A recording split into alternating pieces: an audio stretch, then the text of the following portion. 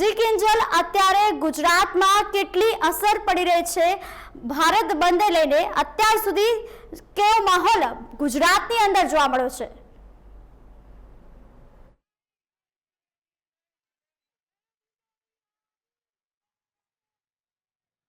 બિલકુલ ઠીક છે। આપ જોઈ શકો છો કે જે વિજય રૂપાણીએ પણ કીધું હતું અને ખેડૂતો દ્વારા જે ભારત બંધનું એલાન કરવામાં આવ્યું છે ત્યારે ગુજરાતભરમાં જે પ્રતિસાદ મળી રહ્યો છે, ત્યારે એક બાજુ વિજય રૂપાણી દ્વારા કહેવામાં આવ્યું છે કે રાજ્યમાં જે છે બંધ તે અસફળ થયું છે, પરંતુ આપ જે દ્રશ્યો જોઈ શકો છો તેમાં સુરત, બરોડા અને ગુજરાતના જે નાના મોટા અનેક ગામડાઓ છે ત્યાં એપીએમસીઓ પણ બંધ રાખવામાં આવી છે। તેમજ જે ખેડૂતો છે તે વિરોધ પણ કરી રહ્યા છે। સાથે જ કોંગ્રેસના કાર્યકર્તાઓ દ્વારા પણ અનેક દેખાવો કરવામાં આવ્યો છે। જે નેશનલ હાઈવે છે તે પણ બંધ કરાવવામાં આવ્યો છે। સુરતમાં પણ છે તે બેનરો સાથે ભાજપ વિરોધી સૂત્રોચ્ચાર કરવામાં આવ્યા છે। સાથે ટાયરો સળગાવીને કોંગ્રેસ દ્વારા પણ ઉગ્ર દેખાવો કરવામાં આવી રહ્યા છે। ખેડૂતે એક બાજુ કહ્યું હતું કે આમાં કોઈ પણ રાજકીય પાર્ટી સામેલ નહીં થાય, પરંતુ આ જે સમગ્ર આંદોલન છે તેને જાણે રાજકીય પ્રતિસાદ મળી રહ્યો હોય તેવા પણ એક દેખાવો દેખાઈ રહ્યા છે। નિષ્ઠા, જે કિંજલ, જે પ્રમાણે અત્યારે સવારથી જ અનેક કાર્યકરો બહાર આવ્યા છે રસ્તા ઉપર અને હલ્લાબોલ મચાવી રહ્યા છે, ત્યારે ગુજરાતમાં શહેરી વિસ્તારમાં અસર પડી રહી છે કે પછી ગ્રામીણ વિસ્તારોમાં બંધ લઈને અસર પડી રહી છે?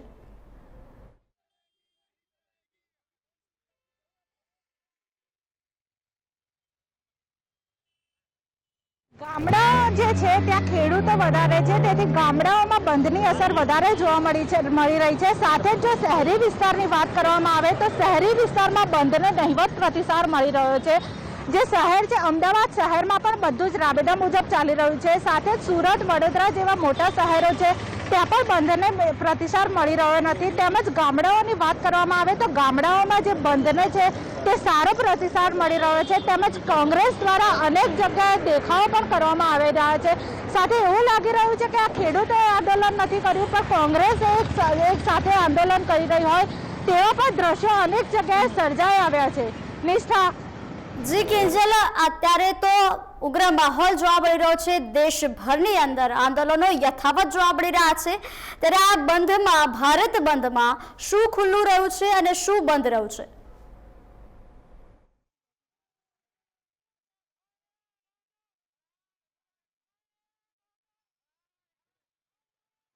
બિલકુલ ઠીક છે। બંધ છે, જે ભારત બંધનું આંદોલન કરવામાં આવ્યું હતું ત્યારે રાજ્ય સરકારે વિજય રૂપાણીએ તો તેવી જાહેરાત કરી છે કે ગુજરાતમાં કોઈ પણ જગ્યાએ કશું બંધ નહીં રહે, અને તેમજ ખેડૂતો દ્વારા જે એપીએમસી છે તે સ્વયંભૂ બંધ રાખવામાં આવી છે। રાજ્ય સરકારે કોઈ પણ વસ્તુની જાહેરાત નથી કરી। હાલ તો અત્યારે આપ જોઈ રહ્યા છો કે સમગ્ર જે રોજિંદી જિંદગી હોય, રોજિંદા જે જીવન વ્યવહાર હોય તે સમગ્ર ચાલી રહ્યું છે। સાથે જ મુંબઈમાં ટ્રેનો બંધ કરાવવામાં આવી છે, રાજસ્થાનમાં પણ બસો અને જે ટ્રેનો છે તે બંધ કરાવવામાં આવી રહી છે। એટલે કે જોઈ શકાય કે જે શહેરો છે તેમાં બંધને કોઈ પ્રતિસાદ મળ્યો નથી, પરંતુ જે રૂરલ એરિયા છે, જે ખેડૂતો છે તેમની માંગ હજુ પણ ઉગ્ર છે, તેમના દેખાવો હજુ પણ ઉગ્ર બનતા જઈ રહ્યા છે। સાથે જ તેમણે 9મી તારીખે ફરી સરકાર સાથે બેઠક કરવાના છે। ત્યારબાદ જોઈ શકાય કે આ જે આંદોલન છે તે કઈ દિશામાં જે પોતાનું રૂપ છે તે લઈ શકે છે। નિષ્ઠા, જી કિંજલ, સવારથી જે પ્રમાણે ઉગ્ર માહોલ જોવા મળી રહ્યો છે, ઠેર ઠેર કાર્યકર્તાઓની અટકાયત પણ કરવામાં આવે છે, ત્યારે સવારથી અત્યારના સમય સુધી કોણ કોણની અટકાયત કરવામાં આવે છે, તો ઉપરાંત ગુજરાતમાંથી પણ કોણ કોણની અટકાયત કરવામાં આવે છે અને અન્ય વિસ્તારોમાંથી પણ કોની અટકાયત કરવામાં આવે છે?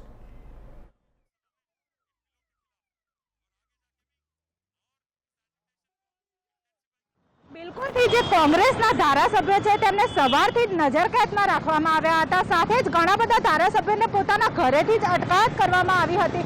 સાથે જે ધારાસભ્યો ઉગ્ર દેખાવો કરી રહ્યા હતા, રસ્તાઓ પર ઉતર્યા હતા, તેમની પણ પોલીસ દ્વારા અટકાયત કરીને હાલ તેમને નજરબંધીમાં રાખવામાં આવેલા છે।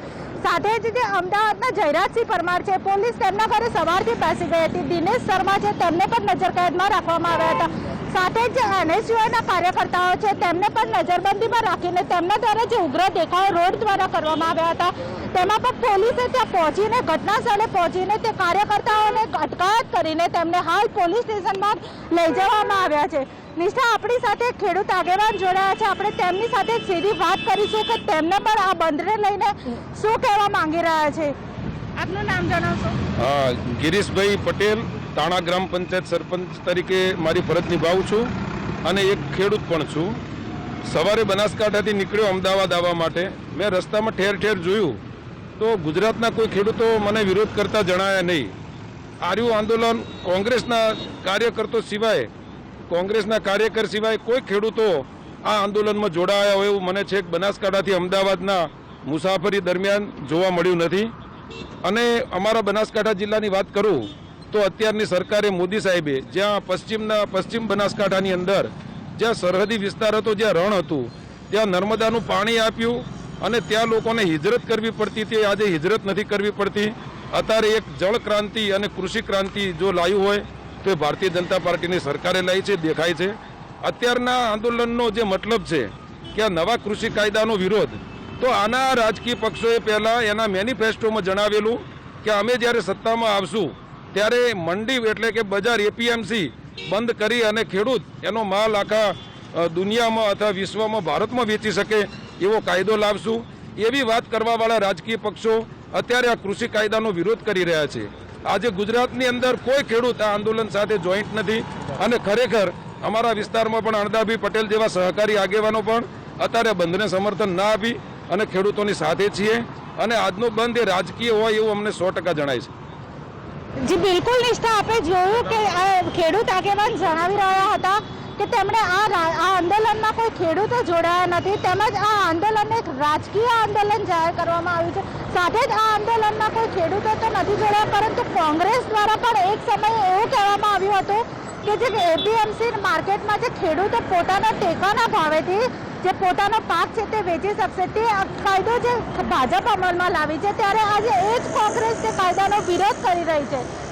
એટલા માટે તો વિજયભાઈ રૂપાણીએ પણ ગઈકાલે કીધું હતું કે જે ખેડૂતની સરકાર છે તે કોંગ્રેસ રહી નથી, ત્યારે ભાજપ અનેક જગ્યાએ ગામડાઓમાં પણ અત્યારે અનેક જગ્યાએ જે સૌની યોજના છે તે પણ પૂરી કરી રહી છે. સાથે જ જે ગામડામાં પાણી નહોતું મળતું, ખેડૂતોને વલકા મારવા પડતા હતા, તે જ ગામડામાં અત્યારે 24 કલાક નર્મદાનું પાણી પૂરું પાડી રહ્યા છે. તે ભારતીય જનતા પાર્ટીએ બધા જ જે સંકલ્પો લીધા હતા તે વાયદા પૂરા કર્યા છે. જે નિષ્ઠા તેને આંશિક અસર જોવા મળી રહી છે, પરંતુ અન્ય સ્થળો પર જેમ કે દિલ્હીમાં કેવો માહોલ સર્જાયેલો જોવા મળ્યો છે, ત્યારબાદ મહારાષ્ટ્રની અંદર અત્યારે કેવો માહોલ જોવા મળ્યો છે.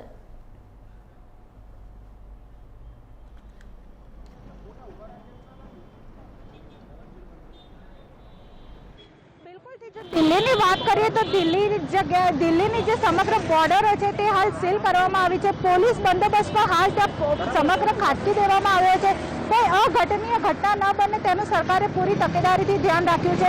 હરિયાણા, પંજાબ, દિલ્હી સમગ્ર દેશમાંથી ખેડૂતો જે આંદોલનમાં જોડાઈ રહ્યા છે તેની માંગ છે કે આજે 3 નવા કૃષિ કાયદા લાવવામાં આવે છે, તેને બદલીને સરકાર તેમની સાથે વાતચીત કરીને તેમની જે માંગો છે તે સંતોષવામાં આવે. પરંતુ સરકારનું કહેવું એવું છે કે જે ખેડૂતો સાથે વાટાઘાટો કરીને જે સરકારની જે માંગો હતી, ખેડૂતોની જે માંગો હતી તે જે પૂર્ણ થઈને આ જે નવા 3 કૃષિ બિલો છે તે બનાવવામાં આવ્યા છે. હવે આ 9 તારીખે જો જોવામાં આવશે કે જે સરકાર છે તે ખેડૂતો સાથે બીજી મિટિંગ કરીને ત્યારબાદ જે કાયદાઓ અને કૃષિ બિલમાં કોઈ નવા સુધારા વધારા કરશે કે નહીં, તે હવે 9 તારીખ બાદ જ ખબર પડશે કે જે ખેડૂતોની માંગો છે તે સંતોષાશે કે હજુ ખેડૂતો જે છે તે આ આંદોલનમાં હજુ ઉગ્ર દેખાવો પણ કરી શકે તેવા એંધાણ પણ અત્યારે દેખાઈ રહ્યા છે. નિષ્ઠા.